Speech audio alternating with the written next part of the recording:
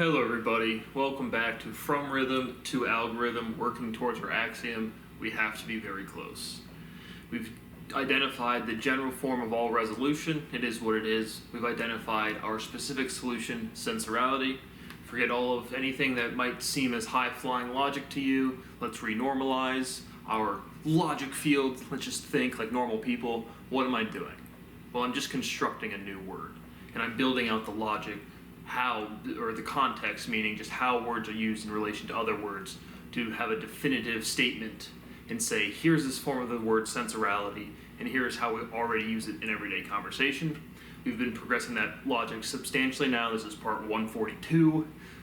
And this derivation specifically to sensorality has been going on publicly for probably around 8 years. So, but all I'm doing is, everything I've said so far, all I'm doing is teaching you a word. And so all scientific truth in retrospect is profoundly obvious, because it has to be, right? The things that we've learned today had to have been cumbersome and difficult for people of the past, right? Computers, technology, being able to sit down and talk to a camera and upload that to the internet is extremely new for our species. But it has to be obvious, right? Grandma at home has to be able to type in and on our keyboard. She doesn't need to know how it works or build her own computer, but the simplicity of it, once you realize it, all of the complexity is just completely gone, and you're like, why was that difficult? So we've renormalized. All we're doing is learning a new word in the same way that you learn any other word, it's just the context has not been established before. We've established language is consistent, we have our form of their solution, specific and general, and now we need to bound our context. So what is the boundary conditions of a context? How do we extend the logic and the mathematical operation of bounding and boundaries to language? Very clear physically. Again, the motivation is I can't touch the electron in my fingertip is not actually touching the electron in the notebook because they're repelling each other, they're repulsing because of the negative electric charge. Those atoms are stable, that is why I'm not conducting electricity. Well, my brain is, but my there's not current flowing through the non-metal parts of my body, or you get what I'm saying. There's parts of my body conducting electricity, but overall, I am not conducting electricity to an external system. And so there's a lot of nuance into language of inside and outside of a system. Motion clearly exists. But the physical motivation for a boundary condition of a word is very obvious. There are discrete systems. And so what can we say about boundary conditions of words? Again, we need a minimum of 3. Right, I've introduced this as vibrational information theory. But that's, again, all of my really previous writing is literally trying to talk to physicists. And again, to people wondering, like, I was a physicist at a university, and then I solved all this shit, and then they kicked me the fuck out. Like that, long story short, we can go watch that in Language Litigation Integration, $500,000, notarized, all proven. But anybody that could help me already knows this shit, and anybody who doesn't know me just gonna see this video and be like, what the fuck is this guy talking about? So thank you for destroying my life, as always. But what you put out into the universe is damn sure gonna come back and get you right in the ass. That's for damn sure. But how do these boundary conditions for a word? We've made a lot of progress on the ending, right? We need a minimum of 3. Is that 3 syllables, 3 letters? It's certainly 3 syllables, but 3 words, right? You can have a word that is a single syllable. You can have a word that's more than 1 syllable. There's some sort of basing of 2. With some sort of fundamental stability of 2 with the 1 too many, something in there. But right, we have the sound E at the end of a word represented by Y. That's generality. So you take any word, you put the letter E in it, it's table, it's table E, it's like a table. So it generalizes the word by likeness, it establishes a likeness bias, but then TY, ITY, LITY, ALITY, very clear, use that ality suffix in complete generality, consistently like that.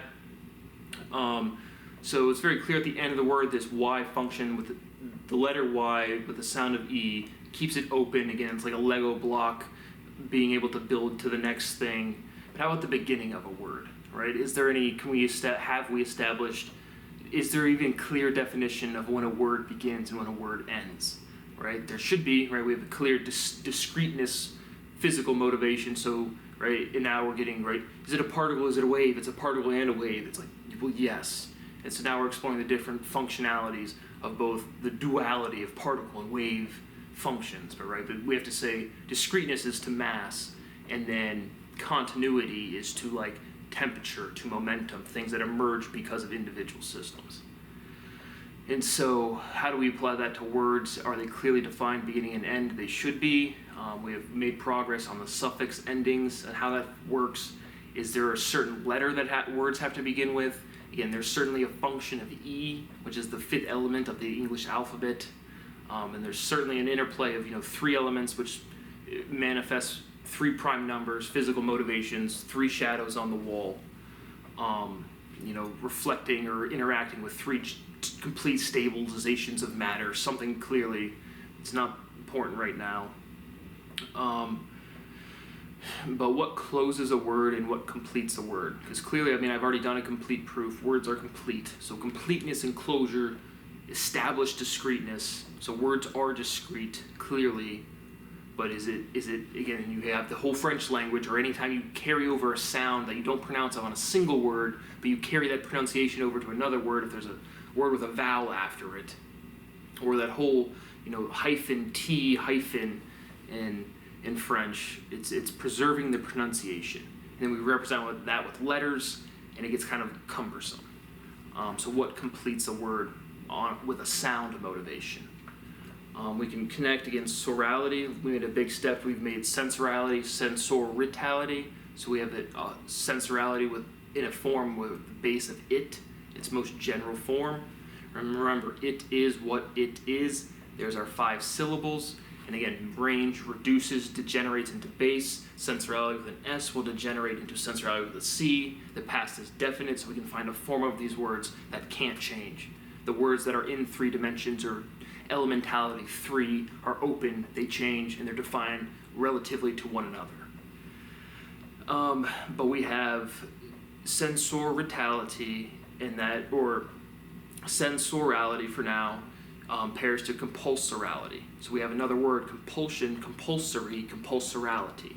It's very clear, natural word. When I say it's already axiomatized, it's been used in enough context that we have a solidified definition.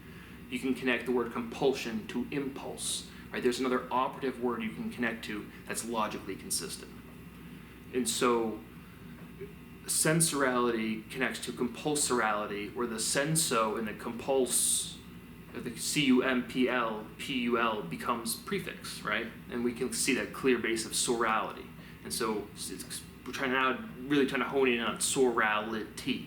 It's 4 syllables, so it has to reduce more to 3 or something. But sorality and sonality, right? Personality, seasonality. Right? Seasonality is another word that was, again, very intimate into the finalization of speciality. What is a season, right?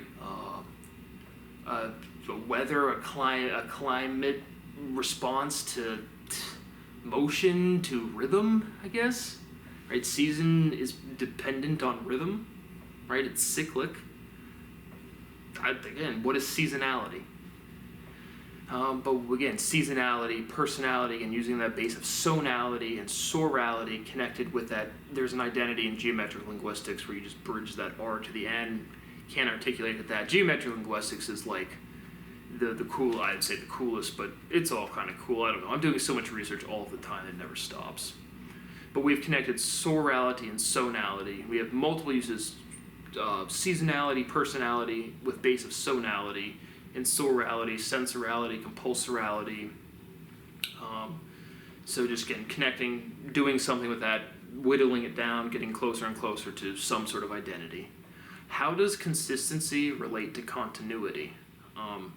We can look at the word continuity, right? Has logical inference or connection to unity, right? If you're continuous, you're unified. But you can see a direct iteration, right? And now we have to keep in consideration that we're asymmetric in our building of these words. So as an English speaker, I start left to right with my writing. And again, to establish a base, you count the transitions. But you're right, so you can see continuity and unity is a direct iteration. They're very clearly logically connected, and then you can see it's a direct iteration of the UN and the NU. And so again, like I said, you can see whenever, if they ever publish my paper, acknowledge my work to any fashion, in my proof of speciality, it's just iteration of this letter I or something has to get we have to expel it. It has to again, run this conveyor belt, and we have to somehow cycle and iterate until that letter I is pushed out of the word. But what is the relationship of sedation and sorality? Sensorality, sedationality.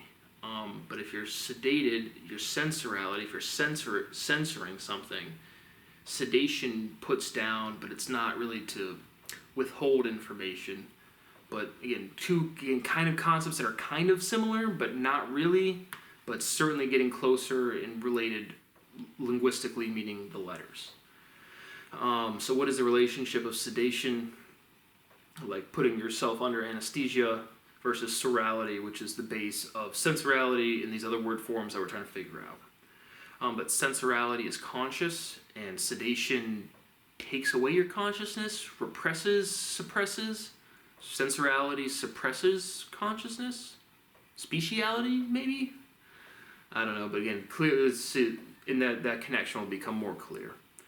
Imagination and vicariosity.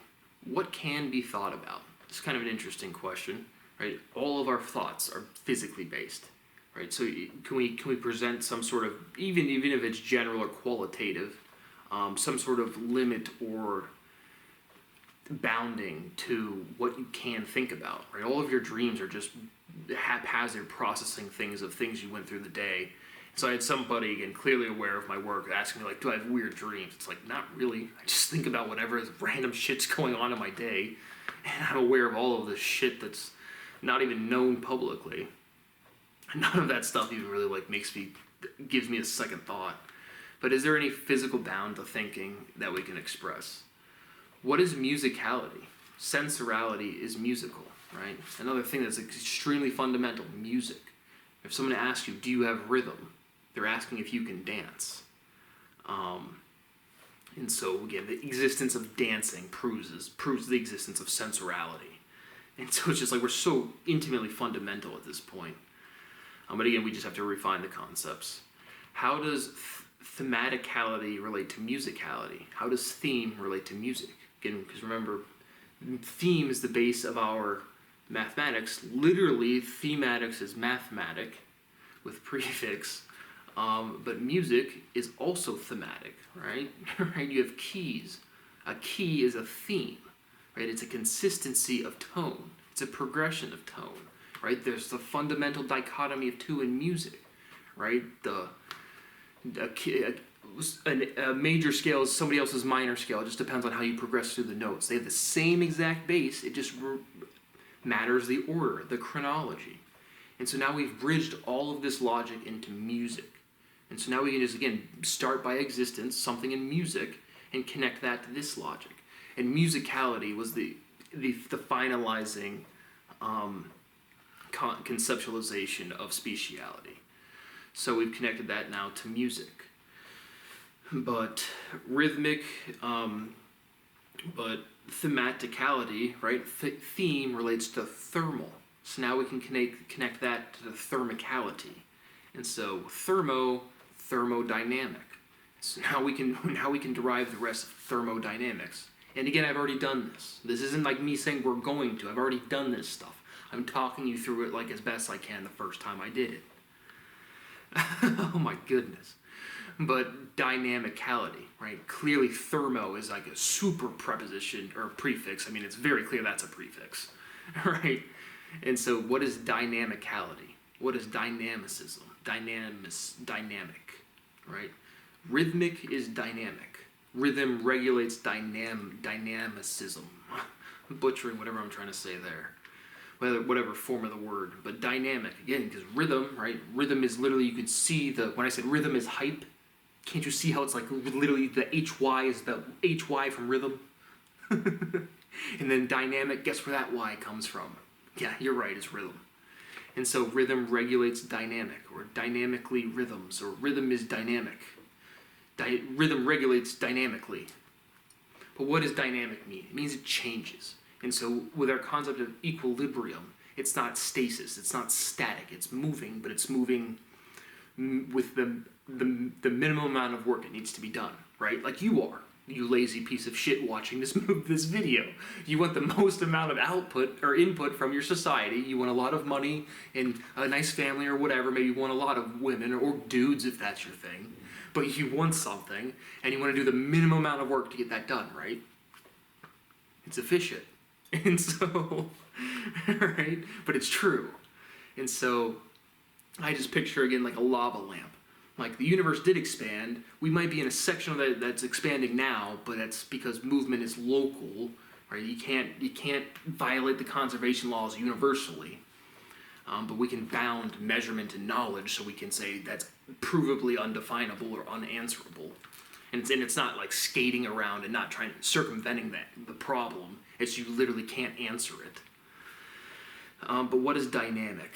And it's equilibrium that isn't static, but it's stabilized, but it's continually moving. But systems, right? Then we can relate systems to dynamicism. And you can see again, guess where that Y comes from in system? You're right, it's rhythm again. And so all of these words, we've established the physical basis is vibration and rhythm, the two physical principles. So again, our fundamental stability of two, dichotomy, it's all based on two. So you need a minimum of two for the basis, and then the range or the definition is everything is in a minimum of three. Dancing indicates excitement, and I use the word excitement and not happiness for a reason, right? People can get excitement, it doesn't necessarily mean positivity or negativity. It's just kind of more neutral. You can be excited, most people would interpret that with a positive connotation, but people a lot of times when they get excited, they're nervous or they're anxious, blah, blah, blah. There's a fun one. Can you understand mumbling?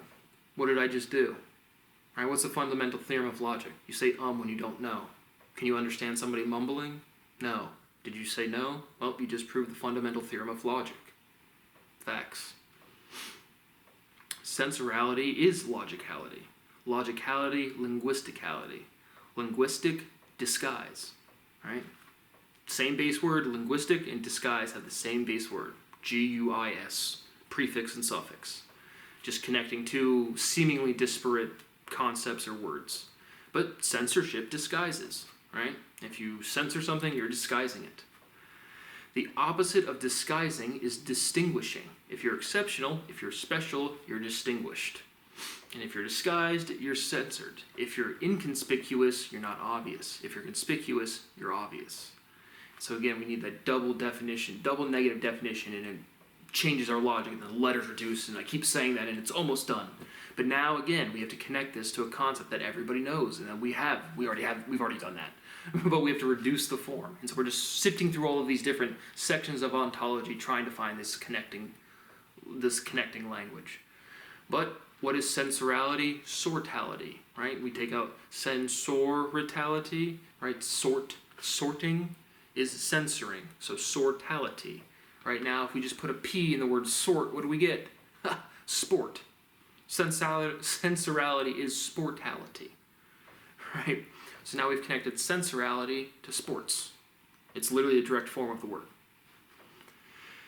Now we use our general form, our solving solution form, sensoritality, which is 6 syllables. And again, all of these, that's why you've never heard of these word forms, is because they're the even syllabilities. They reduce. But you have to expand them to see where these words go and where they come from. Sensoritality, sporitality. Sport with an I in there, right? So sporitality, based on it, clearly related to sport. Sensoritality, form of sensorality, clearly based on it. And then we relate sporitality and soritality, right? The base of sensoritality is soritality. And so soritality and sporitality, again, are different by one letter, the P. And so sporitality and soritality, connecting our axiom to sports. And so that is where we're going to end today. Obviously, I should have been paid years ago, but you've destroyed my life. And yeah, I can't say what I want to say on camera, and none of that's going away. And every single day you waste is another bad day for you guys. All of our lives are going to be over in a blip. Life is a blip. It's very brief. Boop, transient, you're gone. Did you guys do the right thing? Did you tell the truth? Are you an American citizen that jerks off to the United States Constitution?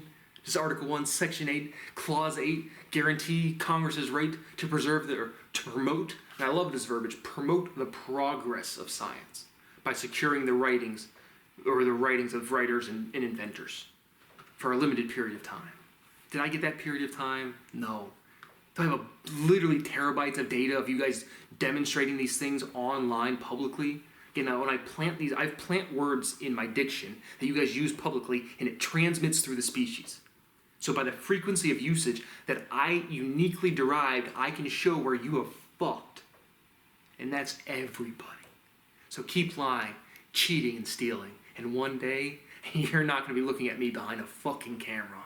Have a nice day.